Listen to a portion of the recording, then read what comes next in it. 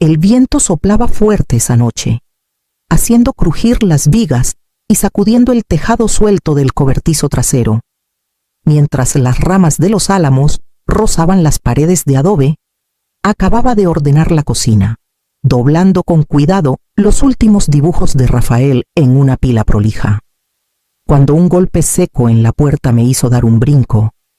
A esa hora, nadie solía venir. Abrí la puerta y ahí estaba Florencia, mi vecina de la callejuela de enfrente. Su delantal aún tenía manchas de harina de la panadería, y su respiración era rápida, como si hubiera caminado a toda prisa desde el final de su turno. Sus ojos cargaban una mezcla de preocupación y urgencia. Leonor susurró: «He escuchado a tu hijo llorando por las noches, casi todas las noches, a veces revolviendo la basura a las 2 de la mañana. Grita como si alguien lo estuviera lastimando». Por un instante, sus palabras me cortaron como cuchillo, pero mi instinto fue más rápido. Negué con la cabeza, con una voz más firme de lo que sentía por dentro. «No, Rafael duerme como tronco. Isabel lo cuida. Debes estar confundida». Florencia apretó los labios, sin ganas de discutir más, pero su silencio pesaba más que cualquier palabra. Detrás de ella, el viento arreció, levantando polvo del patio y golpeando la reja de hierro contra el poste. Cerré la puerta con suavidad y me recargué en ella, escuchando el clic del pestillo. En el silencio que siguió, el latido de mi corazón resonaba más fuerte que el viento. Me dije que Florencia había oído mal, que llegaba cansada de trabajar hasta tarde. Quería creerlo, aferrarme al orden de mi hogar, pero mientras caminaba por el pasillo oscuro, el susurro de las hojas afuera ya no sonaba como murmullos de la noche, sino como advertencias traídas por el viento, removiendo recuerdos que no podía callar, mucho antes de que las advertencias nocturnas me inquietaran. Mi mundo giraba al ritmo constante de criar a Rafael. Todavía lo veo de pequeño, con su carita redonda alzada hacia el sol de Chihuahua, sosteniendo una hoja de papel y un crayón gastado, como si de ellos dependiera la creación misma. Se sentaba en nuestra mesa de madera vieja, con la lengua atrapada entre los labios por la concentración, dibujando soles torcidos y muñequitos sonrientes. Cuando terminaba, me entregaba la hoja con una risa que llenaba la casa como canto de pájaro. En la Catedral de San Francisco de Asís, alzaba la vista hacia los vitrales.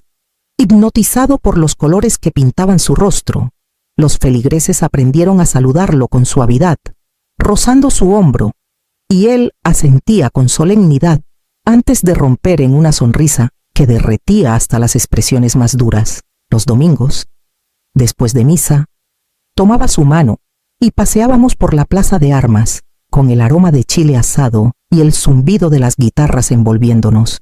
Rafael tiraba de mi manga, señalando a los músicos, aplaudiendo fuera de ritmo pero con todo el corazón. Desde que el doctor me dijo que tenía síndrome de Down, juré que nunca enfrentaría el mundo solo. La muerte de mi esposo solo reforzó esa promesa. Trabajaba largas horas en la tienda de arreglos en la calle Hidalgo, pero cada momento libre era para Rafael. Juntos llenábamos cuadernos de dibujos, plantábamos cempasúchiles en latas de café y veíamos las estaciones cambiar en las faldas de la Sierra Madre. Me convencí de que mi dedicación bastaba para protegerlo de cualquier daño. Esa confianza ciega se volvió hábito, una brújula que seguí sin dudar.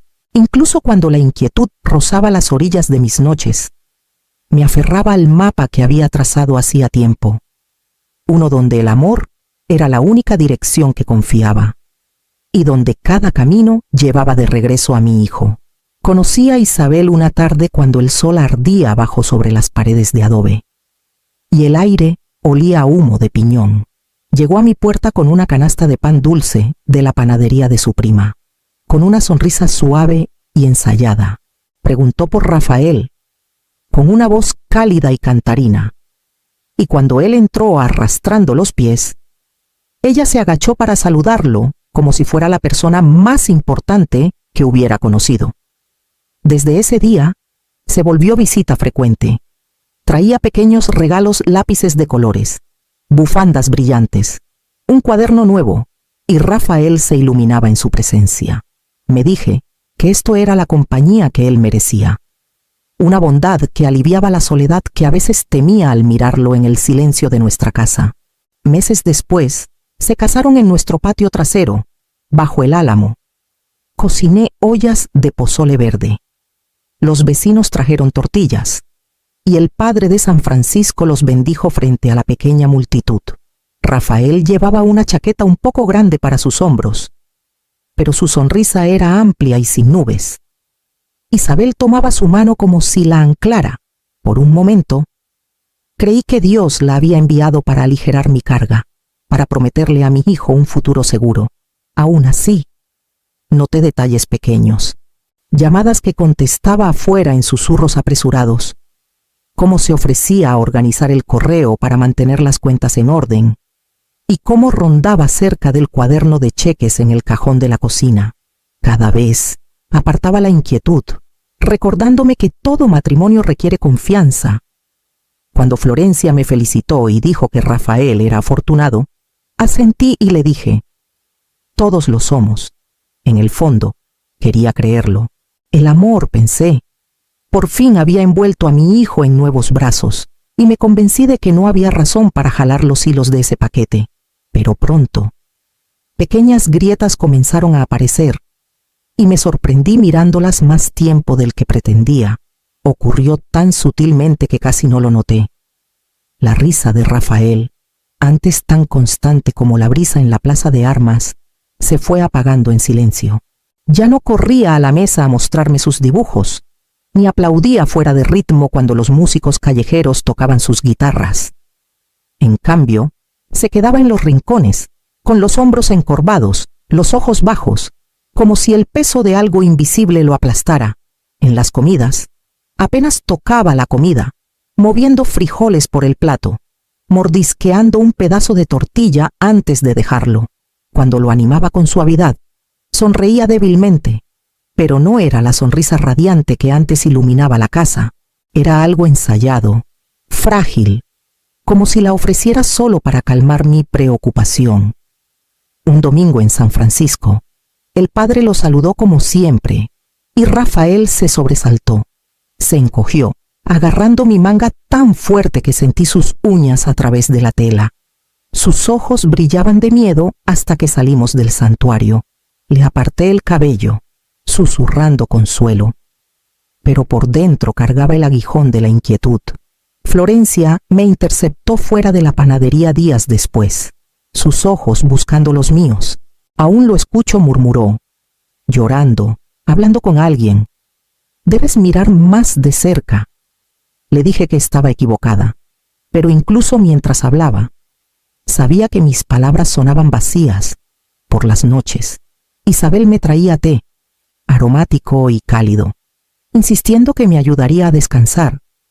Lo aceptaba con gratitud al principio, hasta que noté que dormía demasiado profundo, despertando aturdida, incapaz de recordar si me había movido en la noche. La casa podría haberse derrumbado a mi alrededor, y no lo habría sabido. Una noche, dejé la taza sin tocar.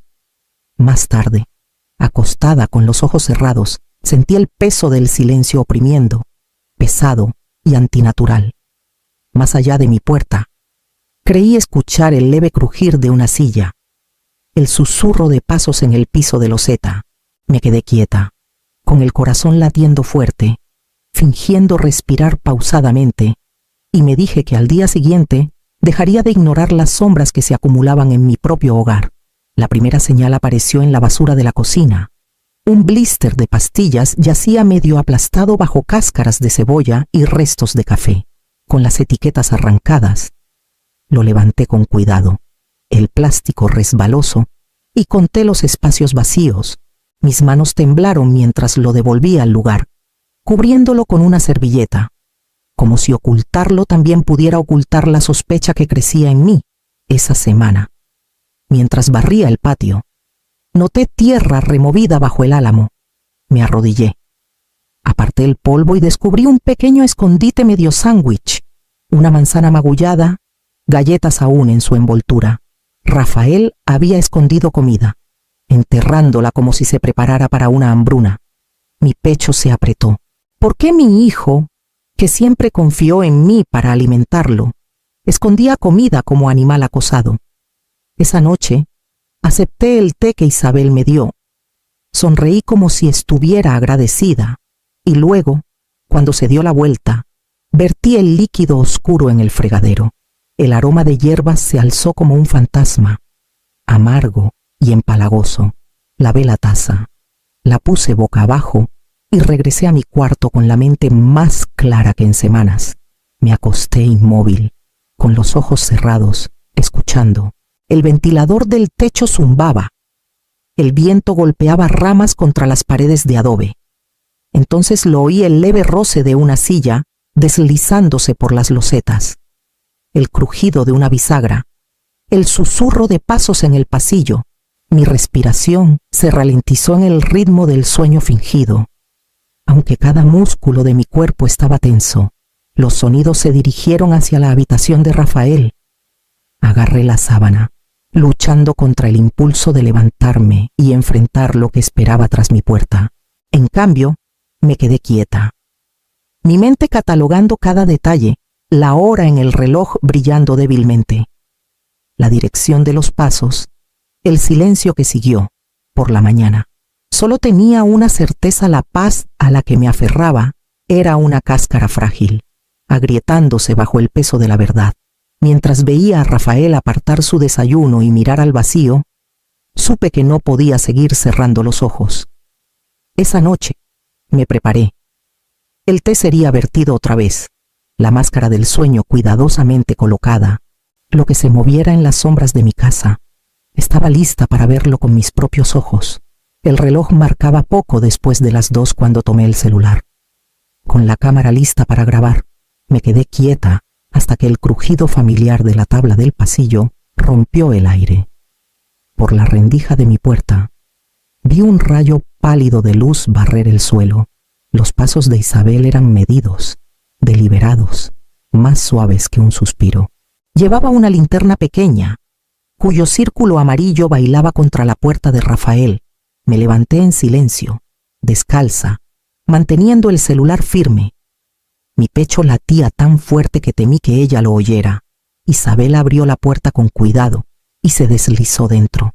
Me acerqué hasta que pude escuchar su voz, baja y afilada, cortando la oscuridad. Tu madre no es realmente tu madre, siseó. Solo te tiene por el dinero. Si le dices algo, morirá. ¿Me oyes? Morirá. Un gemido escapó de Rafael, seguido del sonido de papel arrugándose. Debía estar aferrando su cuaderno de dibujos, el que protegía como tesoro esta pensión, esta casa, continuó Isabel, con un tono más frío que el viento del desierto que hacía crujir las vigas. Me pertenecen. Harás lo que digo, o la perderás para siempre. Me recargué contra la pared de adobe. El celular resbalóso en mis manos, grabando cada sílaba. Mi instinto gritaba que entrara, que tomara a mi hijo en brazos y la echara.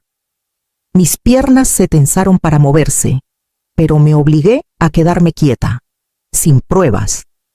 Mi palabra podía ser tergiversada, descartada como miedo o vejez. Los sollozos de Rafael llenaron la habitación, apagados, entrecortados. Murmuró mamá en una voz tan pequeña que casi me rompió. Mis uñas se clavaron en mis palmas mientras estabilizaba el celular. Pasaron minutos que parecieron horas hasta que Isabel apagó la linterna y salió. Cerró la puerta con la suavidad de quien guarda un secreto. Me pegué a la pared hasta que pasó. Luego retrocedí en silencio a mi cuarto. Sola en la oscuridad, temblando de pies a cabeza, repetí sus palabras en mi mente. Sabía que había capturado suficiente. Por fin, la verdad ya no se escondía en las sombras, vivía en la palma de mi mano, esperando el amanecer. Por la mañana, mis manos aún temblaban, pero llevé el celular al otro lado de la callejuela, a casa de Florencia.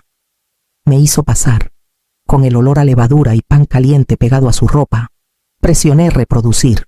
y juntas escuchamos la voz de Isabel salir del pequeño altavoz. Veneno envuelto en susurros. El rostro de Florencia se endureció con cada palabra. Cuando los sollozos apagados de Rafael sonaron, se cubrió la boca y cerró los ojos. Al terminar la grabación, me miró con fiereza. Estaré contigo. Lo he oído durante meses. Diré en la corte lo que sé. Su certeza me dio fuerza. Esa tarde, caminé a la plaza de armas y subí las escaleras angostas al despacho de Gabriel Torres. Arriba de una galería, había sido amigo de mi esposo, ahora un abogado conocido por casos de tutela. Me senté frente a él, con el celular en el escritorio entre nosotros. Mi cuaderno abierto con fechas y horas garabateadas en líneas torcidas. Escuchó, asintiendo lentamente. Luego se recargó. Con las manos cruzadas, solicitaremos una orden de protección de emergencia. Reafirmaremos tu tutela formalmente para que ella no tenga ningún derecho. Y pediremos al sheriff que garantice la seguridad hasta la audiencia. Hiciste lo más difícil, reunir pruebas. El alivio fue como aire tras contener el aliento demasiado tiempo.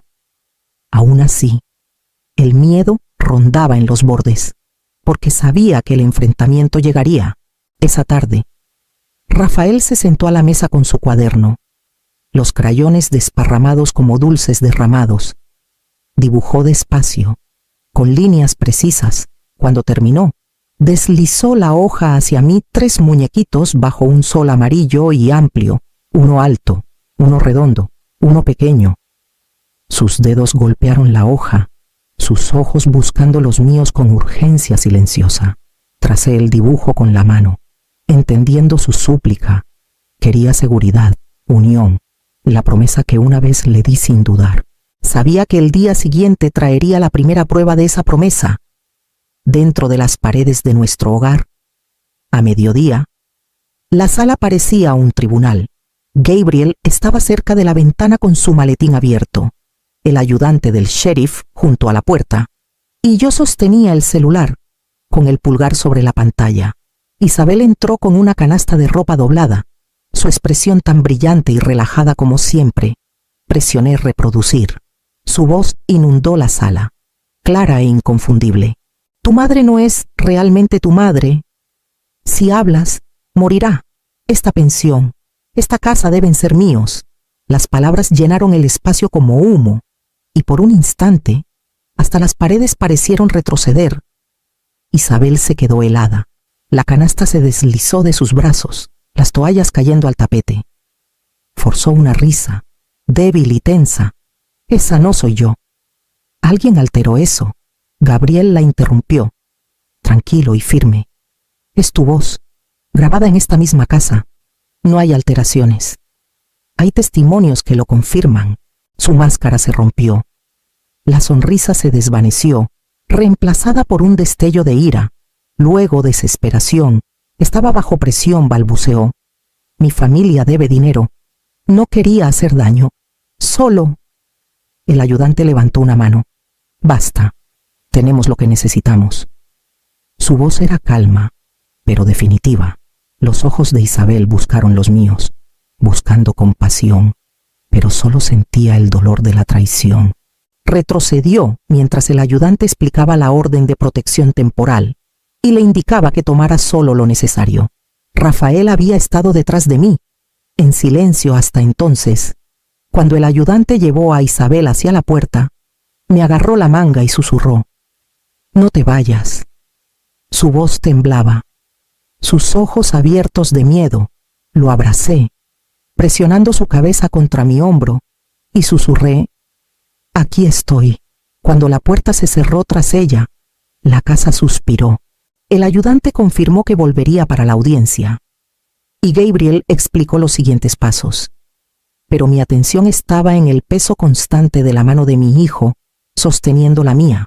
Sabía que la verdadera prueba no vendría de la ausencia de Isabel, sino del día en que entráramos a la corte. El juzgado en la avenida Juárez olía ligeramente a cera y papel, sus muros de piedra cargando el peso de los años. Me senté en la mesa larga de madera junto a Gabriel, con las manos tan apretadas que los nudillos me dolían. Rafael se quedó en casa con Florencia, aferrando su cuaderno de dibujos. Mientras yo enfrentaba el juicio sola, Isabel estaba al otro lado del pasillo, con el cabello recogido demasiado apretado, sus ojos buscando una salida. Su abogado se inclinaba, susurrando, pero ella apenas parecía escuchar. Cuando entró el juez, la sala se aquietó.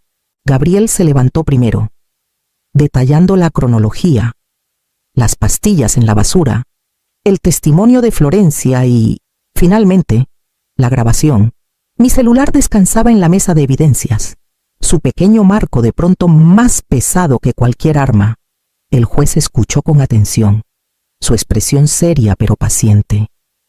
Cuando los sollozos de Rafael sonaron por el altavoz, bajé la cabeza, con lágrimas pinchando las esquinas de mis ojos. Hasta el alguacil se movió incómodo, el sonido demasiado humano para ignorarlo. El abogado de Isabel argumentó desesperación, deudas familiares, malentendidos. Isabel bajó la mirada, secándose los ojos con un pañuelo, pero la actuación sonaba vacía contra la claridad fría de sus propias palabras en la grabación. La voz del juez tenía el peso de la piedra, reafirmó mi tutela, prohibió a Isabel cualquier derecho sobre Rafael o la casa, y extendió la orden de protección indefinidamente.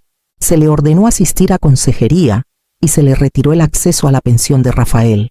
El mazo golpeó, seco y final, y sentí como si el aire en mi pecho por fin se soltara. Al salir, las campanas de San Francisco marcaron la hora. Su tañido medido resonó por la plaza de armas, firme e inquebrantable. Alcé el rostro al sonido, dejándolo llevarme adelante, ya pensando en la sanación que aún esperaba en casa. La vida tras la audiencia tomó un ritmo más lento, uno que agradecí. Rafael comenzó a asistir a terapia semanal en la clínica comunitaria, donde voces suaves lo guiaban de vuelta a la luz. Al principio, se sentaba en silencio, con los hombros encorvados, su cuaderno cerrado.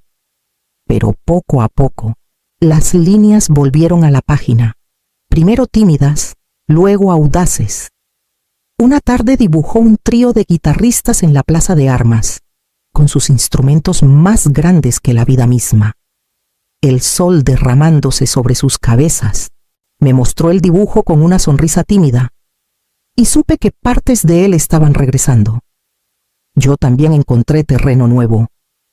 En la despensa parroquial, servía sopa y ordenaba ropa para quienes tenían menos que nosotros. Ahí conocí a Mireya, una huérfana callada con ojos grandes y buscadores, aferrando una muñeca raída. Me recordaba a Rafael en su momento más frágil, anhelando seguridad pero dudando en confiar. Cuando surgió la oportunidad de acogerla, no lo pensé dos veces. Nuestra casa se ajustó con cuidado al principio. Rafael la observaba desde un rincón, hasta que una mañana puso un crayón en su mano y lo guió por el papel. Pronto, la risa volvió a la cocina. Las carcajadas de Mireya se mezclaban con los aplausos torpes pero felices de Rafael. Un sonido que llenaba paredes que se habían vuelto demasiado pesadas con el silencio. Una noche, me paré en la puerta de Rafael y reemplacé el candado que Isabel usó alguna vez para guardar secretos. Esta vez, la llave colgó de un gancho en la cocina, no para excluir, sino para proteger. Al girarla en mi mano, ya no se sentía como un arma. Era una promesa, un símbolo de la seguridad que reconstruimos juntos. Y cuando miré atrás, a mi hijo y a Mireya inclinados sobre sus dibujos, supe que la casa estaba entera otra vez.